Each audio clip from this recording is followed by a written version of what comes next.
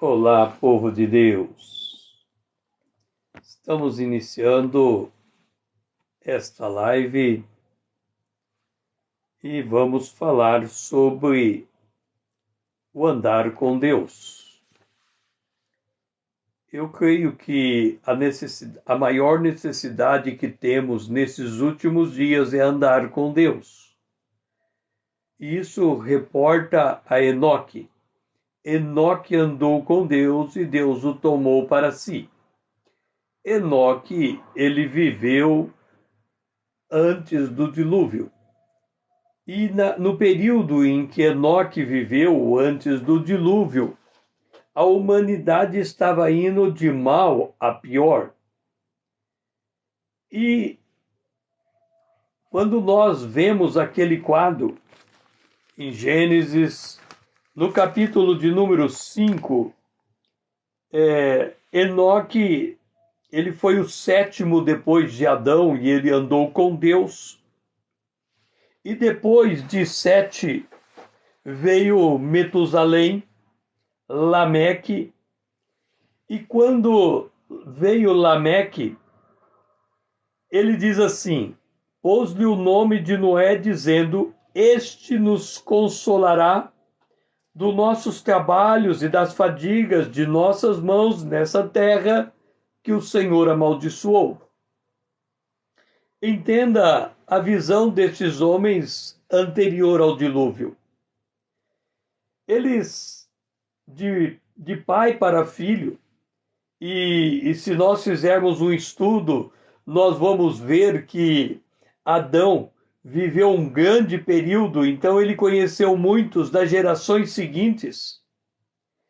Se nós considerarmos que foi passado de pai para filho o que aconteceu no Jardim do Éden, então eles sabiam que a terra estava amaldiçoada. O Senhor tinha amaldiçoado a terra. Esta maldição da terra, ela não foi retirada nem depois que Jesus morreu na cruz, porque do ponto de vista escatológico, esta maldição na terra perdura. E qual é a maldição da terra? Deus disse a Adão de que ele comeria do suor do seu trabalho, mas a terra produziria espinhos e abrolhos. O que significa dizer que desde a queda ninguém tem a garantia do sucesso do seu trabalho, de colher o fruto do seu plantio. Certa feita eu conversei com um grande agricultor e ele disse assim: a cada 5 colheitas, o agricultor perde 2 e ganha 3. No fritar dos ovos, a cada 5 colheitas ele ganha 1. Porque ele perde 2, ganha 3. Então 2 menos 3 menos 2, 1. Ele ganha 1 colheita. Porque ele depende do clima, ele depende de uma série de circunstâncias. A mesma coisa acontece conosco. No nosso trabalho, não há garantia de sucesso. Como é que você pode trabalhar e ser bem-sucedido? Você precisa se guiar por princípios bíblicos. O que é se guiar por princípios bíblicos? Significa dizer o seguinte: você vai tomar uma decisão. Aquela decisão vai afetar o seu negócio. Será que essa decisão é boa ou ela é má? Ela vai dar um bom resultado ou não vai dar um bom resultado? Se a tua decisão tiver senso de justiça, se a tua decisão estiver dentro da regra do teu negócio, dentro da regra do mercado, você poderá ser bem-sucedido com ela. Mas se a sua decisão atropela as pessoas, prejudica alguém, traz dano a outro, no final você poderá colher um mau resultado. Então, quando você toma a sua decisão, você não tem garantia de um sucesso. Você pode tomar uma decisão errada E você pode pagar caro pela decisão que você vai tomar. Isso significa que a terra está ainda amaldiçoada pelo Senhor, colocado no jardim do Éden. Ele disse: olha, já que você não quer se guiar por princípios bíblicos, o espinho e o abrolho vai nascer. Entenda uma coisa: toda e qualquer atividade que você desenvolva, você precisa esperar que no meio dessa atividade alguma coisa pode dar errada. O que a gente observa? Eu estou falando do mercado de trabalho, mas eu estou lendo aqui Gênesis no capítulo 5, quando Lameque falou de Noé, e ele disse assim: Noé, ele vai nos consolar dos nossos trabalhos e da fadiga das nossas mãos nessa terra que o Senhor amaldiçoou. Então, o que estamos dizendo é que o fruto do trabalho, para ser colhido, depende que você cuide bem do que você está plantando para arrancar ervas daninhas se necessário, a fim de garantir o sucesso da colheita. É o que o agricultor faz. Ele primeiro prepara a terra, lança a semente, depois ele examina o crescimento da semente. Se está faltando água, ele irriga, se não vier a chuva. Se não tiver irrigação, ele depende da chuva, por isso ele tem que plantar na estação certa, para que a chuva chegue no momento correto. Se houver incidência de praga, ele tem que passar veneno para dar tempo para que ele possa ter uma boa colheita. Ora, a terra está nessa condição. Volte um pouco no tempo. O que aconteceu em 2020? Aconteceu algo extremamente imprevisto. E isso que aconteceu em 2020 fechou o comércio, tirou o trabalho de muitos. As pessoas ficaram abaladas com o que estava acontecendo. E ao ficar abalada com o que estava acontecendo, aquilo era completamente inesperado. O que demonstra que a terra ainda está colhendo a maldição do pecado. As coisas nem sempre dão certo como nós pensamos que deveria dar. E aí nós nos voltamos a Noé. Ou, aliás, a Enoque. Enoque andou com Deus e Deus o tomou para si. Noé permaneceu na terra e veio o dilúvio. Ele construiu uma arca e quando o dilúvio veio, ele estava preparado para aquele momento. Nós temos que estar preparados para os dias que estão vindo, porque serão dias difíceis. Hoje, nós estamos ouvindo falar a respeito da terceira G. Ela pode acontecer em qualquer lugar, pode acontecer lá naquela guerra que está acontecendo no norte da Europa, ela pode acontecer lá no Pacífico, ela pode acontecer e por muitos lugares. E o que nós estamos percebendo? Que independente desse estado de coisa, países como a Europa está passando por seca, está passando por queimadas, está passando por falta de alimento, encarecimento do preço da energia. Isso vai fazer o encarecimento de toda a rede que depende da energia. Nós temos o crescimento da inflação e tudo isso demonstra que nós estamos vivendo em tempos muito difíceis. E como é que nós podemos viver nesse tempo? Nos voltando para as Escrituras e buscando nela a orientação para os dias como estes.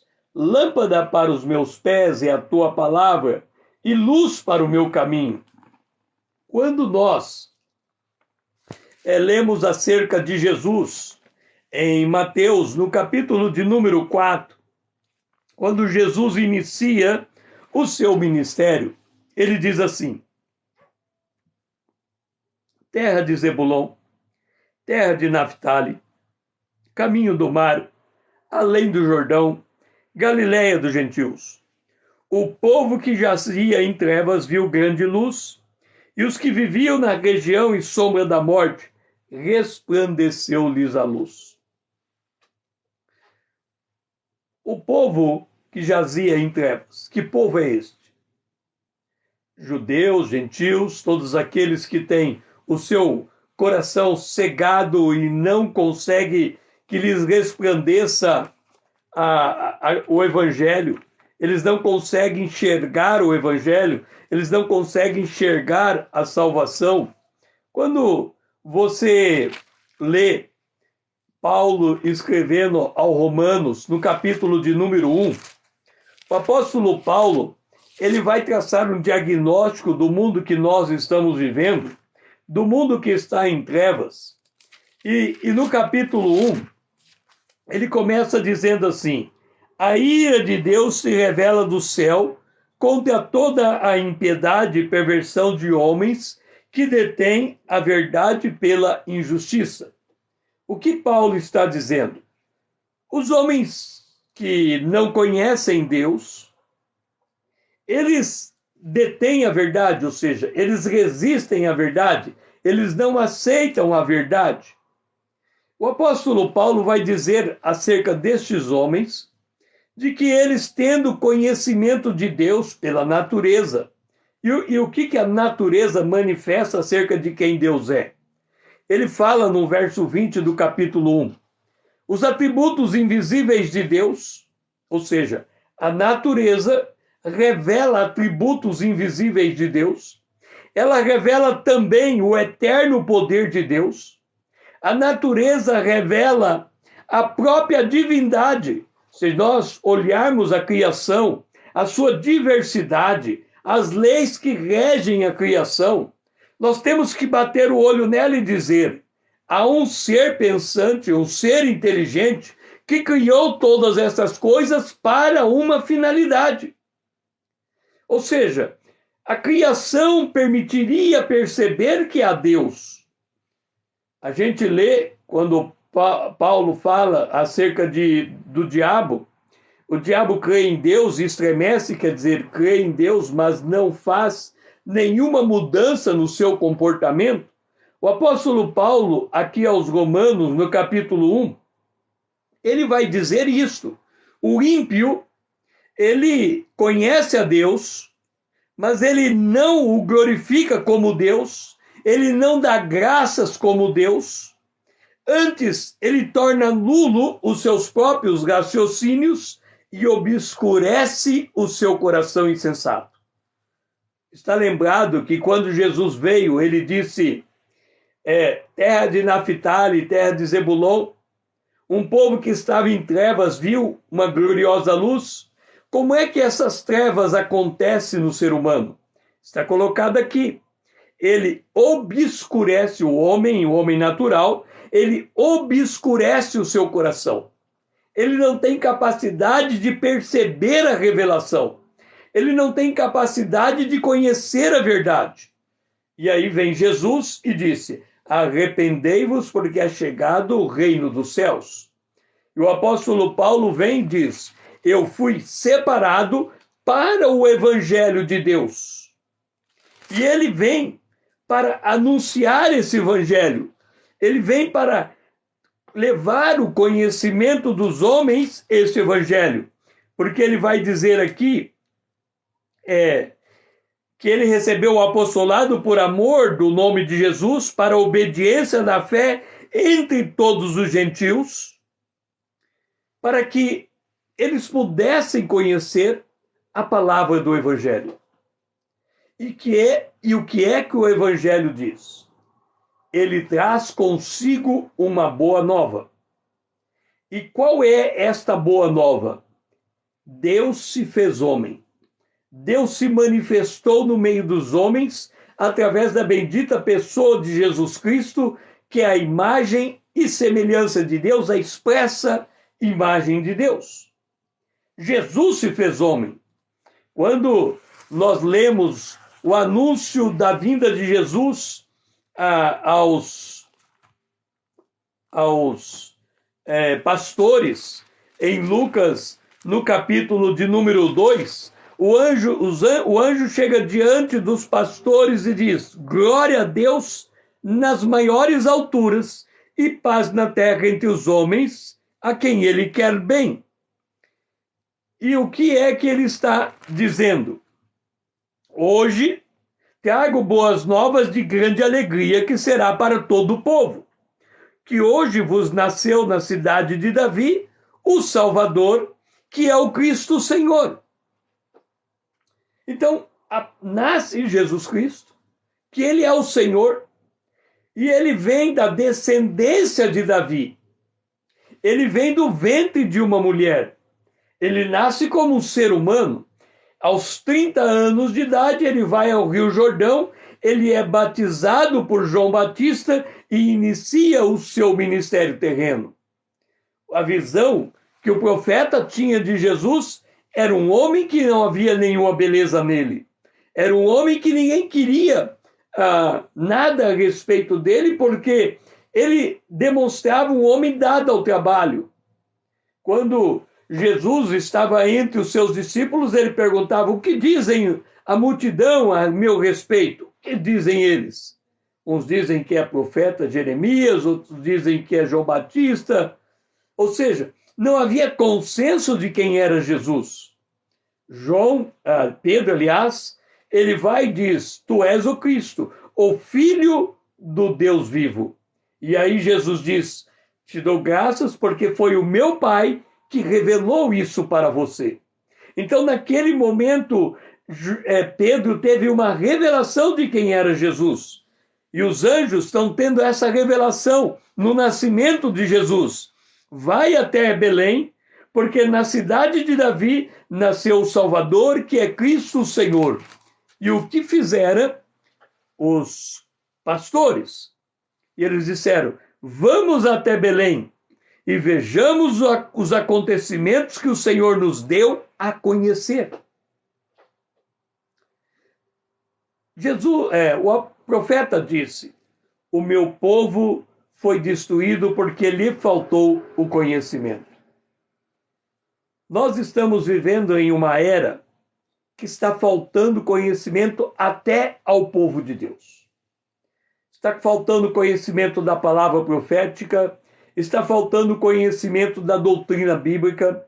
Quando lemos o apóstolo Paulo escrevendo aos Efésios, ele diz que a igreja é fundamentada na doutrina dos apóstolos e dos profetas, em que Jesus é a principal pedra de esquina.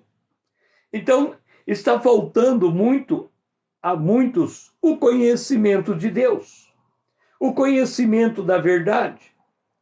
E para que nós possamos conhecer esta verdade, nós temos que proceder igualzinho fizeram aqueles pastores. Vamos até Belém e vejamos os acontecimentos que o Senhor nos deu a conhecer.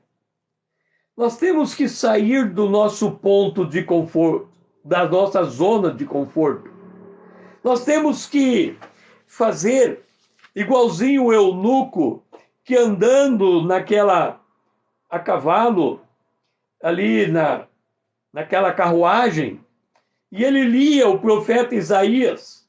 Quando Filipe encosta nele, e Filipe percebe que ele estava lendo Isaías, capítulo 53, e Filipe pergunta ao eunuco: você porventura está entendendo o que você está lendo? A resposta do eunuco foi: como poderei eu entender, se não há alguém que me explique? Eu pergunto a você: você tem buscado a explicação do Evangelho? Você tem buscado o conhecimento das Escrituras? Você tem parado para aprender, para ouvir uma exposição bíblica e fazer perguntas a respeito, até que você consiga entender o que a palavra de Deus está dizendo? Você consegue colocar a palavra de Deus, as promessas de Deus, como o fundamento da sua oração, de você poder chegar diante de Deus e dizer: Senhor, está escrito na tua palavra, e eu preciso do cumprimento dessa promessa em minha vida. O apóstolo Pedro, ele diz assim que Deus nos deu preciosas promessas para que por meio delas nós pudéssemos nos tornar participantes da natureza divina. Você sabe como que você pode se tornar participante da natureza divina? Você sabe como é que você pode adquirir segurança da sua salvação? Recente, eu estava ouvindo uma pregadora dizendo, e ela dizia assim, que nós temos que estarmos preparados para a volta de Jesus. Mas quando ela dizia estar preparado para a volta de Jesus, ela dizia assim: e para estar preparados para esta volta, nós precisamos obedecer a sua palavra. Ou seja, basicamente ela estava dizendo: a salvação é alcançada mediante as suas obras. Se você não tiver obras, Jesus voltando, você não será arrebatado. Ou seja, a base da salvação dela não é o sangue de Cristo derramado na cruz. Aí você me pergunta: César, como é que nós podemos ter segurança da nossa salvação? Como é que nós podemos ter certeza de que estamos salvos? Existiu um homem chamado Dr. Martin Lloyd Jones. Ele é considerado o maior pregador expositivo do século XX. Ele só escreveu um livro, ele tem vários livros. Os livros que ele tem, por exemplo, tem um chamado Sermão do Monte, são transcrições de mensagens que ele pregou. Então, no Sermão do Monte, por exemplo, ele pregou 60 mensagens no capítulo 5, 6 e 7 de Mateus, e isso gerou um livro de mais de 400 páginas. O Dr. Martin Lloyd Jones, ele diz assim: não é possível que alguém seja salvo, que alguém tenha nascido de novo, sem ter ouvido o Evangelho.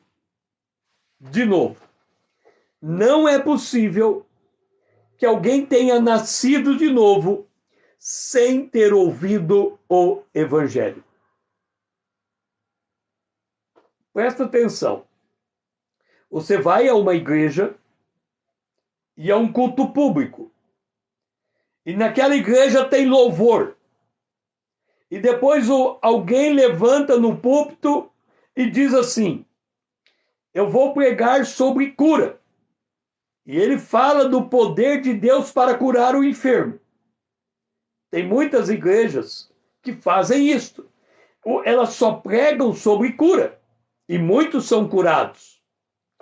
Ou você vai numa determinada igreja e ela prega sobre libertação. E ela diz: Jesus tem o poder de te libertar do império das trevas.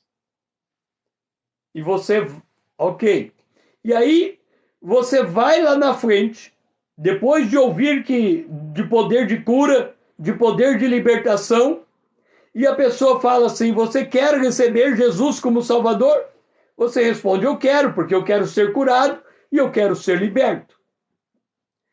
A pergunta é: uma pessoa que ouviu esta mensagem e aceitou Jesus como Salvador, ela tem condição de nascer de novo?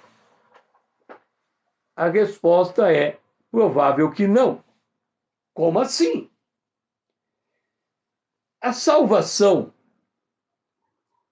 ela é um olhar para a cruz.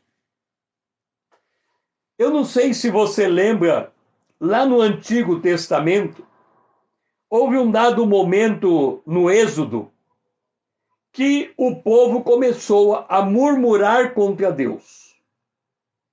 E de tanto murmurar, Deus mandou cobras no meio do povo. E elas picavam, e as pessoas picadas por cobra morriam. E quando aquela praga tomou conta do acampamento, eles foram até Moisés e disseram: Moisés, estamos morrendo picado de cobra. E Moisés vai até Deus e pergunta: o que fazer com esse povo? Eles estão morrendo picado de cobra. E Deus disse: faça uma haste com uma cobra nesta haste. Coloca essa haste no acampamento, no meio do acampamento. Se alguém for picado de cobra e olhar para aquela haste, este será salvo. Olha só, qual era a condição para alguém ser salvo da picada de uma cobra? Ele tinha que olhar para a haste. Se ele conseguisse enxergar aquela haste que Moisés tinha feito, ele seria salvo. Jesus, passado o tempo, milhares de anos depois, chega Jesus e ele vai conversar com Nicodemos. E conversando com Nicodemos, ele vai falar acerca do novo nascimento. E ele diz: ninguém pode entrar no reino de Deus se não nascer de novo. E nesta conversa com Nicodemos, ele vai falar: você é mestre em Israel e não sabe dessas coisas? Nicodemos era um estudioso da Bíblia. Mas a mensagem que ele conhecia da Bíblia não era a mensagem da Bíblia que lhe dava salvação. E aí Jesus diz assim: ora, ninguém subiu ao céu, senão aquele que lá desceu, a saber, o Filho do Homem que está no céu. Ou seja, para alguém ser salvo, ele tem que saber que Deus tem um filho. Esse filho é o filho unigênito de Deus, que num dado momento ele desce à terra e nasce do ventre de Maria. Ele é o filho do homem. E aí Jesus disse: e do modo por que Moisés levantou a serpente no deserto, assim importa que o filho do homem seja levantado, para que todo aquele que nele crê tenha vida eterna. E aí eu faço a pergunta a você: como é que o Filho do Homem foi levantado? Você sabe dizer como é que o Filho do Homem foi levantado? Ele diz assim: quando o Filho do Homem for levantado, da mesma maneira que a serpente foi levantada, todo aquele que nele crê, quer dizer, que olhar para o Filho do Homem levantado, este será salvo. O que é que salva? Não é a mensagem de cura, não é a mensagem de libertação, não é a mensagem de prosperidade, não é a mensagem de criação, não é a mensagem de escatologia, volta de Jesus. O que salva é saber que Jesus foi levantado. E esse saber que Jesus foi levantado, me parece que em Mateus e João, no capítulo 7, ele vai retornar sobre isso e ele vai falar a respeito de ser levantado. E o comentarista em seguida disse que ele seria levantado fazendo referência ao tipo de morte pela qual ele iria passar. Portanto, Jesus ele foi levantado na cruz. Agora você vem e pergunta: mas por que Jesus tinha que ser levantado na cruz? João 3,16 vai responder: Deus amou o mundo de tal maneira que deu seu Filho unigênito para todo aquele que nele crê, não pereça, mas tenha vida eterna. Entenda uma coisa: Jesus foi levantado na cruz. Todo aquele que crer em Jesus não vai morrer, ele passa a ter vida eterna. Agora você tem que entender por que que Jesus foi levantado na cruz. Você está lembrado que quando Jesus foi no Jordão para ser batizado e ele estava caminhando, João Batista apontou para ele e diz: Eis o Cordeiro de Deus que tira o pecado do mundo? Aqui nós temos uma pista. Jesus foi levantado na condição de Cordeiro de Deus. Quando nós dizemos que Jesus foi levantado na condição de Cordeiro de Deus, nós vamos para o livro de Levítico. O livro de Levítico fala a respeito do sacrifício pelo pecado. E ele diz assim: você pega um cordeiro sem defeito, coloca a mão sobre o cordeiro, transfere o seu pecado para o cordeiro, leva o cordeiro para o sacerdote. O sacerdote levanta o cordeiro e degola o cordeiro e recolhe o sangue do cordeiro. E leva o sangue do cordeiro para o altar. E quando esse sacrifício terminar, o seu pecado está perdoado. Aí você vai dizer assim: César, por que é que Jesus perdoa o pecado? Como é que Jesus perdoa o pecado? Porque ele assume a posição de cordeiro. Mas para Jesus assumir a posição de cordeiro, ele tinha que cumprir dois requisitos. Porque se ele não tivesse aqueles requisitos, ele não poderia ser o Cordeiro de Deus. E quais seriam esses dois requisitos? Ele teria que nascer santo e ele teria que viver em santidade até o dia da sua morte. Por que que Jesus teve 3 anos e meio de ministério? Porque lá no Antigo Testamento, quando você pegava um cordeiro sem defeito, você tinha que separar o cordeiro por 3 dias, para ver se não ia manifestar naquele cordeiro nenhum tipo de enfermidade. O cordeiro tinha que ser absolutamente sem defeito. Quando Deus, lá em Malaquias, vai reclamar do culto, ele diz: vocês me apresentam cordeiro com defeito. Por quê? O cordeiro sem defeito apontava Jesus, que tinha que chegar na cruz sem pecado.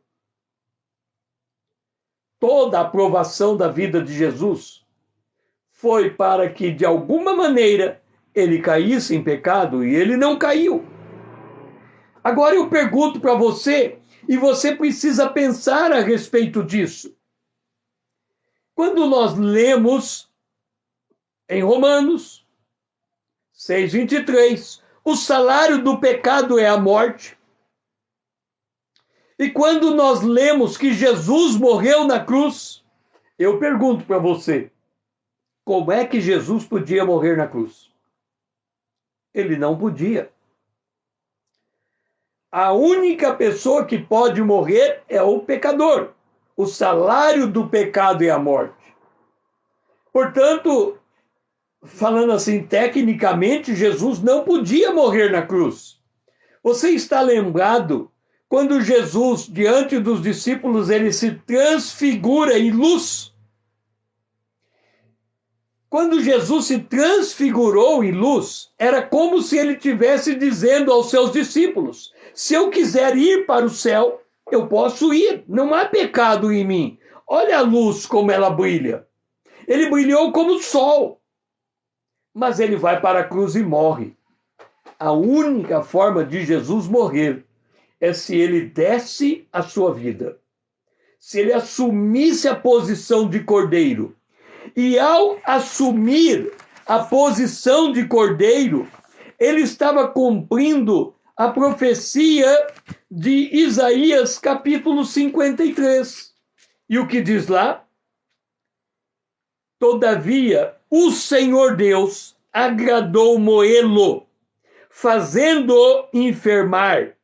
Quando der ele a sua morte, a sua alma, como oferta pelo pecado, verá a sua posteridade. Entenda, quando Jesus estava na cruz, morrendo, ele estava tomando o lugar do pecador.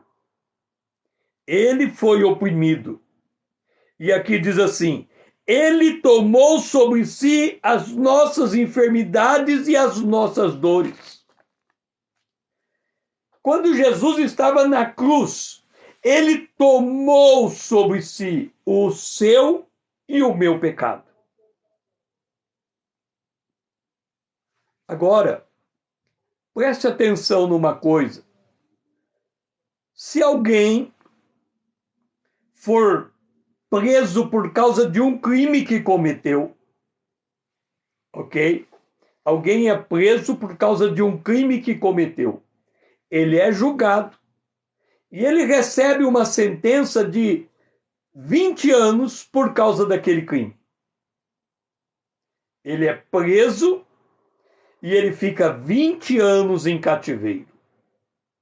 Terminados os 20 anos, ele é livre.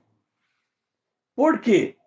Ele cumpriu a pena pelo seu homicídio. Ele pagou o preço do seu crime. Agora ninguém mais pode lhe imputar aquele crime que ele cometeu, porque ele cumpriu a pena. Agora, nós seres humanos, diante de Deus, somos pecadores, não há justo nenhum sequer. E aos olhos de Deus, quem quebra um mandamento, quebra todos os mandamentos. É impossível ao homem adquirir a sua salvação. Não há obra que ele possa fazer, porque Deus é perfeito. A medida de Deus é a perfeição. Quando Jesus morreu,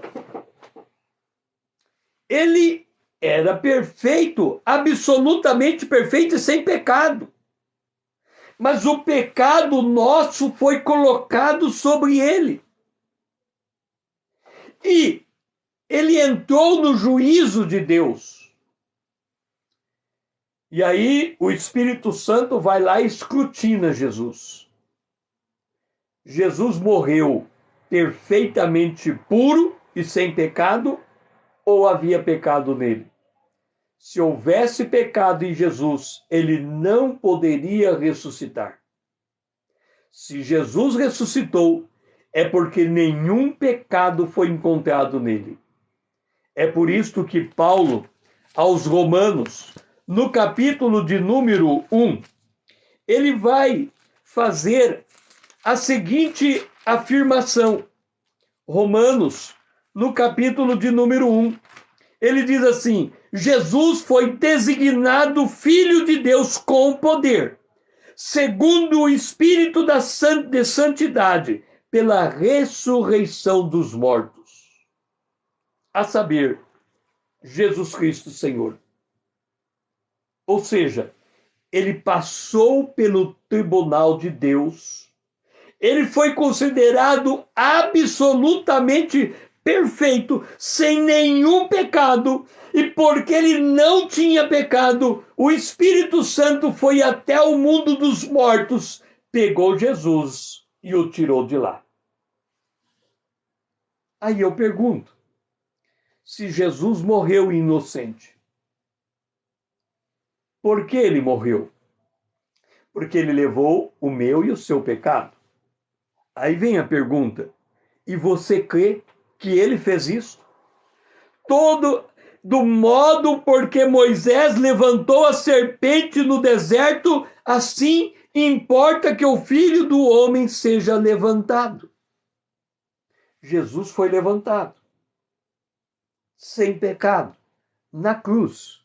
Ou seja, ele morreu substitutivamente. Se você olha para Jesus e crê que ele morreu no seu lugar, você está salvo. Qual é o pecado que alguém poderá cobrar de você? O pecado do passado? O pecado do futuro? O pecado do presente? Nenhum. Ele nos perdoou sendo nós ainda pecadores. Então, quando eu creio em Jesus, eu estou dizendo, eu sou pecador, ele é santo, ele morreu no meu lugar, a morte dele é a minha morte, a vida dele se torna a minha vida, eu passei da morte para a vida, eu estou salvo. Muita gente que não entende a mensagem da cruz, ele diz assim, ok, você está salvo, mas se você cometer um pecado depois, você perde a sua salvação. Perder como? Se Jesus, ele assumiu o preço e morreu no seu lugar, e ele recebeu a carga do juízo de Deus, como é que vai sobrar alguma coisa para você? Lembra que Jesus disse a Nicodemos que era necessário nascer de novo? Olha, nascer de novo. Quem crer em Jesus, nasce de novo. Ele se torna uma nova criatura. Está vendo essa caneta? A lei da gravidade diz que se eu soltar essa caneta, ela não tem equilíbrio, ela vai cair, como ela caiu.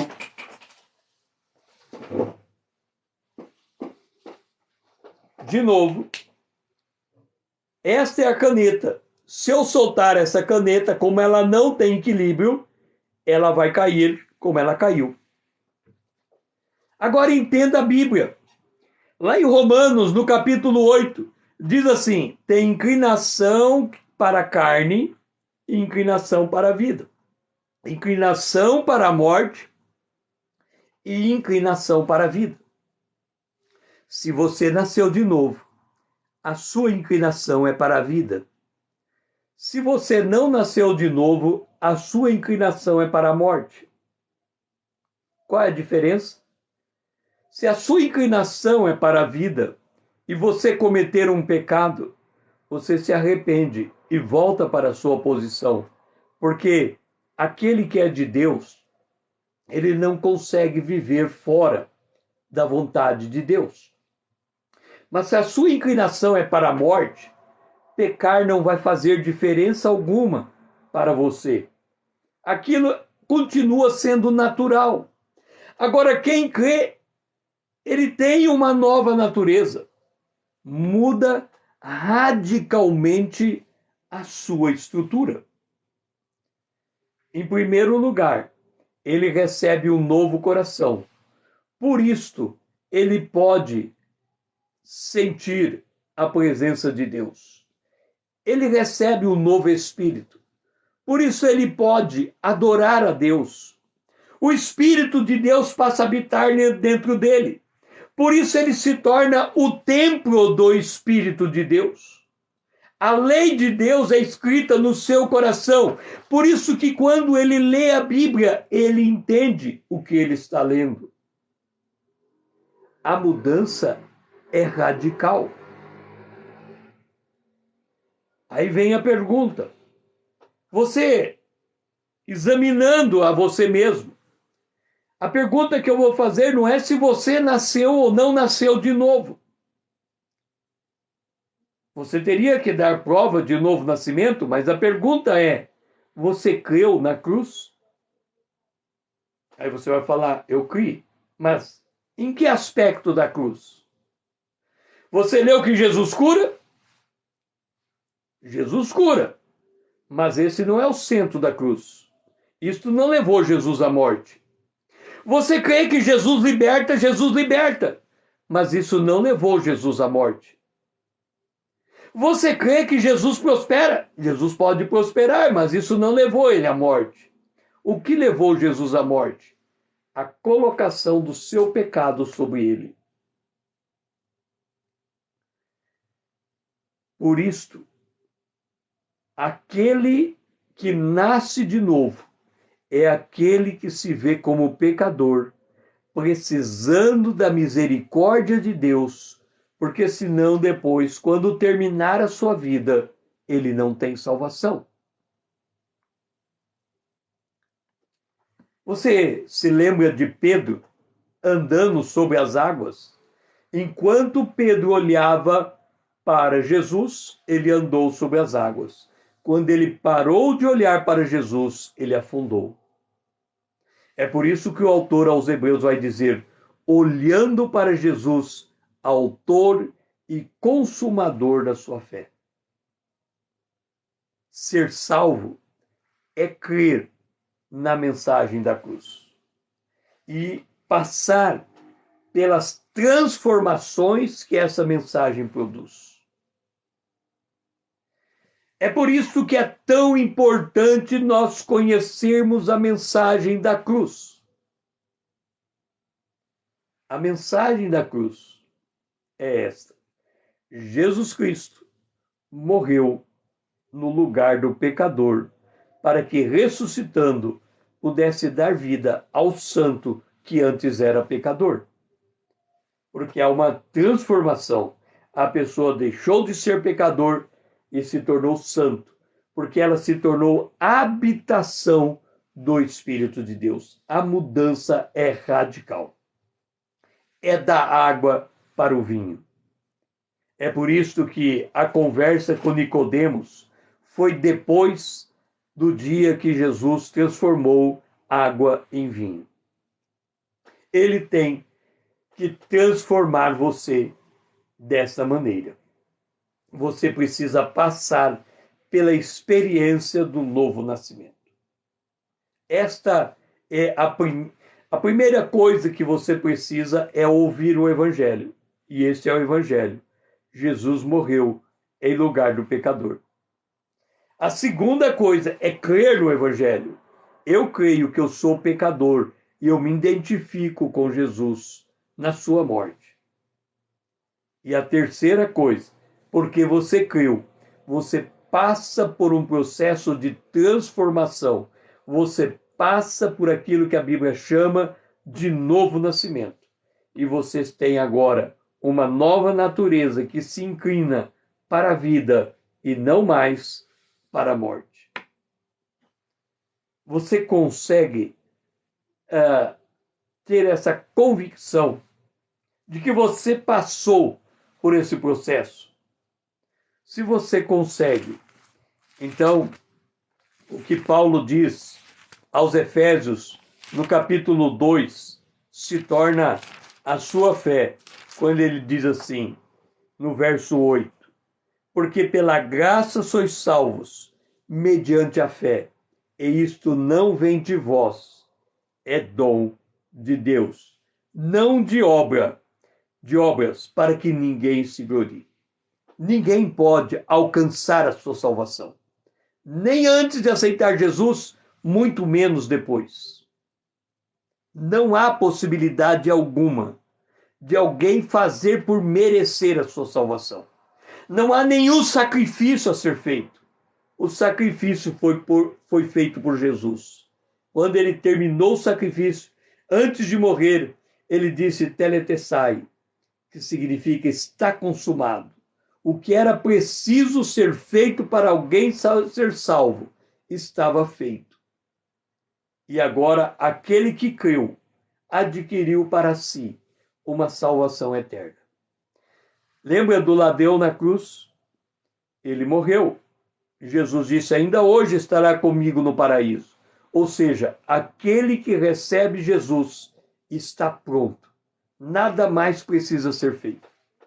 A continuidade da sua vida é passar por um processo de pegar essa nova natureza e aplicá-la na sua existência diária para, conhecendo a palavra de Deus, ser transformado pelo poder de Deus na imagem de Cristo. Ou seja, depois que você nasce de novo, a sua caminhada é descobrir a virtude do novo nascimento e se moldar na natureza que você já tem dentro de você. Você já é uma nova criatura. As coisas velhas se passaram, agora tudo se fez novo. E a partir desse entendimento, você vai desenvolver a sua salvação com temor e tremor. Não porque você pode perdê-la, mas porque você quer mais de Deus. Você quer conhecer mais daquele que lhe salvou. É assim que funciona a caminhada por Deus. É por isso que no início dessa mensagem eu citei Enoque. Enoque andou com Deus e Deus o tomou para si. O que faz alguém depois que recebe Jesus? Ele aprende a andar com Deus. Ele aprende a reconhecer a sua nova natureza, a condição de ser templo do Espírito Santo, os seus irmãos na fé. E aí, desenvolvendo a sua salvação, ele vai confirmando aquilo que ele já é em Cristo Jesus. Mas a todos quanto receberam, Deus deu-lhes o poder de se tornar filho de Deus. Não é por obra, em hipótese alguma. Nem antes de receber Jesus, nem quando recebe, e nem depois, na sequência da sua vida cristã. Mas é por fé. E esta fé desenvolve a sua salvação. Então você que está me ouvindo aqui, se você entendeu esta mensagem agora e você quer receber Jesus como seu Salvador, escreva aqui nos comentários: eu recebo Jesus como Salvador. Significa que você está reconhecendo que ele morreu no seu lugar e que você agora está salvo por causa do sacrifício que ele fez por você. É só você escrever: eu recebo Jesus como meu Salvador, porque eu reconheço a obra que ele fez. E aí há uma mudança completa na sua vida.